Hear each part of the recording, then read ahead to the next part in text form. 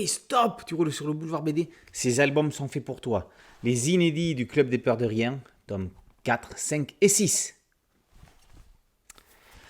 La fin de l'année scolaire est célébrée dans la salle des fêtes de l'école. C'est la remise des prix. Un élève rafle l'essentiel des récompenses, c'est génie.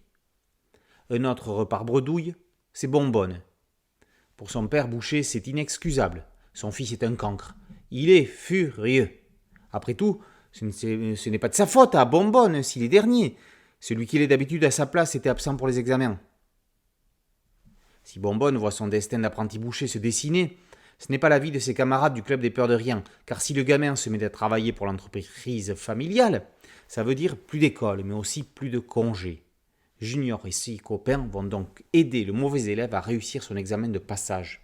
C'est le roi des bûcheurs, premier des 3 nouveaux inédits de la série injustement oubliée de Tibet. Du Château est au scénario de cette comédie et de la suivante, Les rois de l'intérim. Grave nouvelle, la caisse du club est vide, plus vide que la tête de Bonbonne. Catastrophe des catastrophes. Génie a l'idée de remplacer des gens pour faire leur travail à leur place. Ras du Sol pose des mots sur le concept. Ils vont monter une agence d'intérim.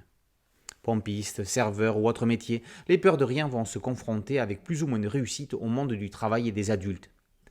Qui dit adulte dit bandit, ils vont avoir maille à partir avec quelques malfrats. Les rois des mangeurs, 3e récit, est écrit par Bob de Groot. Bonbonne a trafiqué un certificat médical pour faire croire à ses camarades qu'il est anémique et a besoin de sans cesse se sustenter. Il met à mal le budget du club.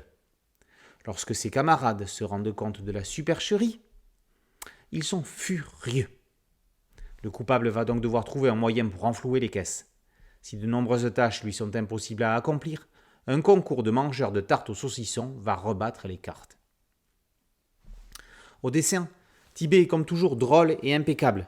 Le Lombard aurait pu faire une belle intégrale de cette série dissimulée derrière Ricochet et Chic Bill, peut-être parce qu'elle était parue dans le magazine Junior.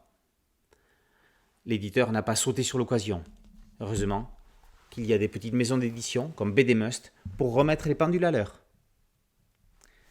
Les inédits du Club des Peurs de Rien, tome 4, Le Roi des Bûcheurs, tome 5, Les Rois de l'Intérim, et tome 6, Le Roi des Mangeurs, par Duchâteau, De Groot et Tibet, sont parus aux éditions BD Must.